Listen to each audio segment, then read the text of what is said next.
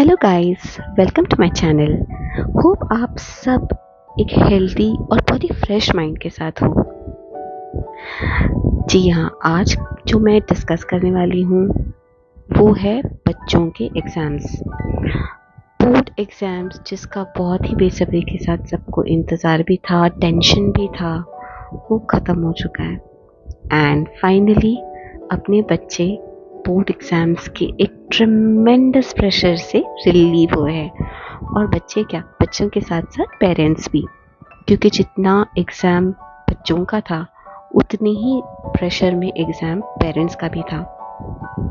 Parents को भी उनके जो पूरे साल भर में जो लगन, जो बच्चों ने मेहनत की है, सैक्रिफाइसेस किए हैं, उन्होंने नींद सैक्रिफाइस किए हैं, उन्होंने अपना रूटीन सैक्रिफाइस किया है, सिमिलरली पेरेंट्स ने भी तो किया है ना। तो खैर, अभी बच्चों की बात करते हैं। तो बच्चों के एग्ज़ाम्स ख़त्म हो गए तो उन्हें तो ऐसे लग रहा है कि बस सब कुछ ख़त्म, अभी तो लाइफ में जैसे एग्ज़ाम ही नहीं है। चलो कोई बात नहीं, थोड़ी देर उन्हें एंजॉय करने दीजिए इस फेज़ को, बिकॉज़ ये बहुत ही मच नीडेड और वेरी वेल डिज़र्व्ड ब्रेक है उनका। But at the same time ये एक फेज़ है बच्चों का जो उनके लिए एक रीसेट, बॉन्डिंग और लर्निंग का है स्टेज, जहाँ पे उन्हें खुद को अभी रिफ्रेश करना है, रीसेट करना है। उनका जो माइंड कंटिन्यूसली स्टडी के इसमें जो इतना बंद गया था, उस माइंड को अभी उन्हें थोड़ा सा रिफ्रेश करना है, रीसेट करना है, लोगों के साथ बॉन्ड करना है, जितना बॉन्ड वो शायद आपके साथ नहीं कर पाए साल भर में जो ड्यू टू द प्रेशर्स। तो वो अभी करने का वक्त सही है। तो ऑब्वियसली एग्ज़ाम ख़त्म होते ही सबसे पहले बच्चे ये करेंगे कि मम्मा मुझे सोने दो। तो ठीक है, इन्हें सोने दीजिए 2-3 दिन। जब चाहिए उठ जा बेटा, जब चाहिए सो जा। जब ये 3 दिन का रूटीन उनका बन जाएगा और जब वो पूरी तरह से अपने आप को रिलैक्स फील करेंगे, तब टाइम है बच्चों को थोड़ा सा डिसिप्लिन और खुद को रीबूट करने के बारे में बताने का। कुछ दिन रिलैक्स होने के बाद, एग्ज़ाम्स का पूरा स्ट्रेस उतर जाने के बाद, हम उन्हें ये बता सकते हैं कि अभी वो टाइम है जहाँ पे वो अपनी चीज़ों को शार्पन कर सकते हैं, स्किल्स को जो वो करना चाहते थे बट ना कर पाए कुछ रीजंस की वजह से। So I think this is the time वो अपने आप को री इन्वेंट कर सकते हैं, रीबूट कर सकते हैं सही मायने में। उन्हें जो भी एग्ज़ाम्स के वक्त नहीं करने मिला, जैसे अगर उन्हें ड्राइंग में, म्यूज़िक में, डांस में, कोडिंग में, गेमिंग में, स्पोर्ट्स में, डांसिंग में या किसी भी चीज़ में इंटरेस्ट है, तो I think this is a right time. जो अभी 2-3 महीने उन्हें मिलेंगे, उन ये 3 महीनों में उनको ये एक्सप्लोर करने का और खुद को, स्किल्स को थोड़ा शार्पन करने का, eight the same time reboot होने का भी उन्हें ये वक्त मिलता है। तो I think they can definitely choose this things wisely. उन्हें फोर्स ना करें ऑफ कोर्स, क्योंकि ये जेनजीज है, तो ऑफ कोर्स ये हमारी बात इतनी जल्दी तो नहीं मानेंगे। They will think, rethink and then they will implement. So of course हमें उन्हें ये एक गाइडेंस देनी है as far as we as parents can do. Force करने से कुछ नहीं, बट आप उनसे डिस्कस कीजिएगा, उन्हें किसी एक्टिविटी में ज़रूर डालिएगा जो भी उनको इंटरेस्ट करता है, be it coding also, not necessary कि वो सिर्फ कोई एंटरटेनमेंट रिलेटेड एक्टिविटी हो। उन्हें जिसमें भी इंटरेस्टेड है उसमें उन्हें कहीं भी थोड़ा सा आप उसमें ध्यान दे सकते हैं। और अगर कुछ एरियाज ऑफ इम्प्रूवमेंट है, बिकॉज अभी ये स्कूल लाइफ ख़त्म होके बच्चे जाएंगे उनके कॉलेज लाइफ में, तो ऑब्वियसली उन्हें, अगर कोई बच्चा वीक है इंग्लिश स्पीकिंग में, तो आई थिंक वो ये टाइम 2-3 महीने जो उन्हें मिलते हैं वो फोकस कर सकते हैं खुद को इंग्लिश स्पीकिंग में शार्पन करने के लिए, उनका स्किल सेट शार्पन करने के लिए। तो they can learn English, they can basically उनका वोकैब बढ़ा सकते हैं। प्रोबेबली दे कैन उनको रीडिंग के लिए आप थोड़ा सा इंक्लाइन कर सकते हो कि आप रीड करो, क्योंकि जितनी चीज़ें, जितना वोकैब अपना रीडिंग से बढ़ता है उतना किसी और चीज़ से नहीं बढ़ता। आप सिर्फ सुनेंगे इंग्लिश, उससे नहीं होता। रीड करने से अपना वोकैबलरी जो होता है, शब्दकोश जिसे कहते हैं, वो बढ़ता है। तो basically general knowledge, English words आना। तो I think this is the right time, अगर आपको अपने बच्चों को लगता है कि they have to improve in their English as a language, be it fluency in speaking, या तो फिर एक जनरल नॉलेज या तो वोकैब नॉलेज एक्सटेंड करने के लिए वो। सेकेंड थिंग डेफिनेटली है फैमिली बॉन्डिंग, जो हम मिस करते हैं बच्चों के साथ, और बच्चे भी मिस करते हैं, आई एम श्योर। बच्चों का ऑब्वियसली अभी बहुत सारे उनका ग्रुप होता है, उनके एरिया ऑफ इंटरेस्ट अलग होते हैं अपने से। बट डेफिनेटली कितना भी हम कहें कि ये ज़माना बदल गया है, ये जेनजीज है, बट ऑब्वियसली जनरेशन गैप तो हमारे और हमारे पेरेंट्स में भी तो था। सो सिमिलरली ये जनरेशन गैप यहाँ पे भी है, बट स्टिल हमें जो हमारे पेरेंट्स ने नर्चर किया है हमारे अंदर, आप प्लीज़ मेक श्योर आप अपने बच्चों को वो फॉरवर्ड करें, क्योंकि उन्हें भी कुछ तो चाहिए आगे फॉरवर्ड करने के लिए।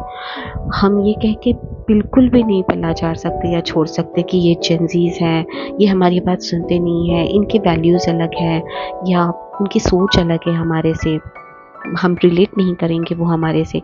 ऐसा कुछ नहीं होता। हमें जैसे सींचा गया है, ऑफ कोर्स उतनी स्ट्रिक्टनेस से हम नहीं, लेकिन हम हमारी बॉन्डिंग अपने बच्चों के साथ रख सकते हैं। अब ये बॉन्डिंग बच्चों के साथ रखने के लिए ऑब्वियसली सबको वक्त is one thing which is something that हमको डिवोट करना पड़ता है, और अभी फ़िलहाल वक्त की कमी होती है बिकॉज बोथ पेरेंट्स वर्किंग होते हैं, तो हम इतना टाइम नहीं दे पाते अपने बच्चों को।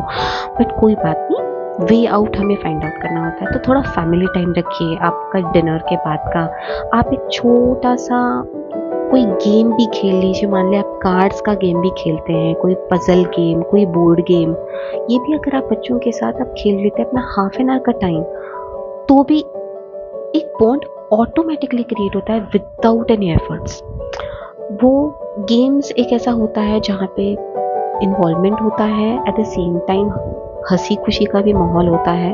इट इज़ जस्ट एक कम्युनिकेशन करने बैठ जाए कि हाँ चलो भाई हम गप्पे लड़ाते हैं, आपके दिन में क्या हुआ, मेरा दिन में क्या हुआ। तो ऑल ऑफ अ सडन ये बच्चों को भी थोड़ा सा ये लगेगा। हाँ, अगर आपके रूटीन में ऑलरेडी है तो वेरी वेल एंड गुड, आपके बच्चों को आदत है।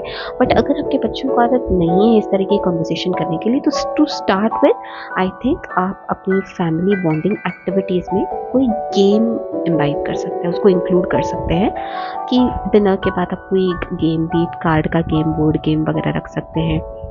साइकिलिंग कर सकते हैं अपने बच्चों के साथ, या वॉक पे जा सकते हैं, that is the best thing.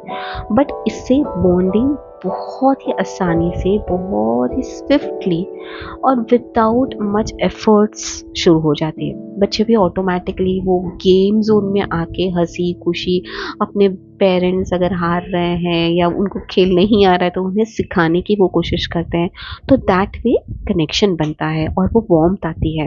Basically आजकल क्या लैक करते हैं, मैंने जहाँ तक सुना है कि आजकल की जनरेशन ये जो है उनमें वार्मथ नहीं है, उनमें वो रिलेशनशिप्स की इतनी वैल्यू नहीं है, क्योंकि उनके यहाँ पे बहुत ही सिचुएशनशिप टाइप्स होता है। तो ये डेफिनेटली ये सिचुएशनशिप का जो फंडा है, हम अपने लेवल पे अपने बच्चों के माइंड से अगर उसे थोड़ा सा अलग, जिससे हमें कहा गया है सिचुएशंस की, रिलेशनशिप्स की वैल्यू करना, वैसे उन्हें भी हम कर सकते हैं। बट उसके लिए सबसे उसकी नींव जो है वो है फैमिली बॉन्डिंग। तो आप अपने बच्चों के साथ बोर्ड गेम्स या कोई भी गेम्स में इन्वॉल्व हो जाइए प्लीज़। आप डिनर के बाद एक आधे घंटे के लिए भी इतना एक टाइम थोड़ा स्पेसिफाई कर दें, एंड मेक श्योर कि आप ये उसको कंसिस्टेंट रखें, सिर्फ एक आध दिन करके उसे भूल ना जाए। Make it as a consistent habit, तो it will definitely work.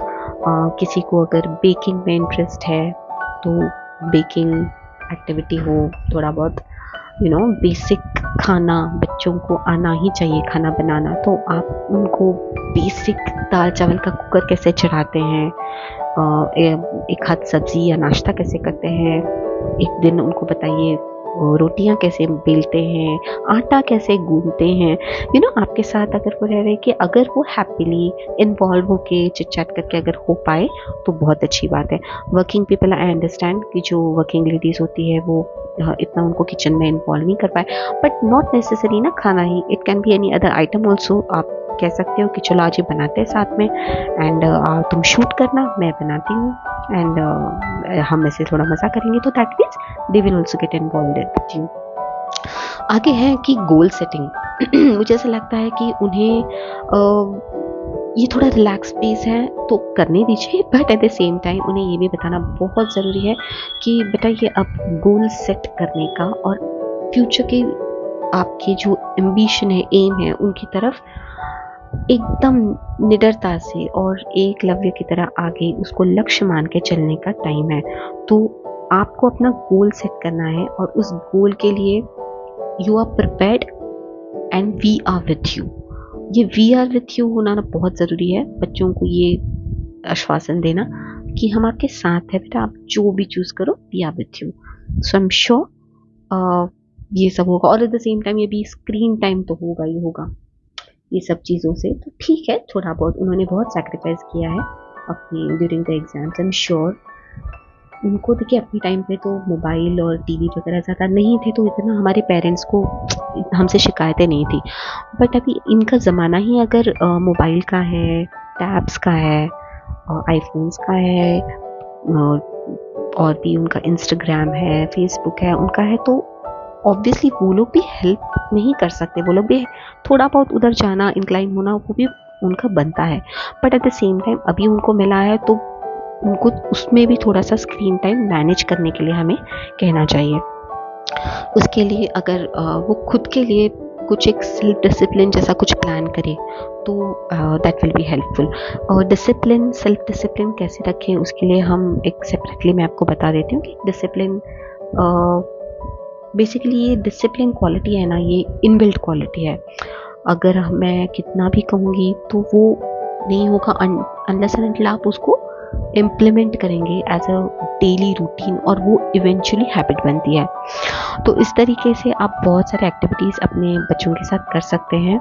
Motive यही था आज से आपसे बात करने का कि आपके बच्चों का जो ये टाइम अभी मिला है वो बहुत ही बहुत ही बहुत ही बहुत ही प्राइसलेस टाइम है, क्योंकि ये बहुत ही वेल डिज़र्व्ड ब्रेक है।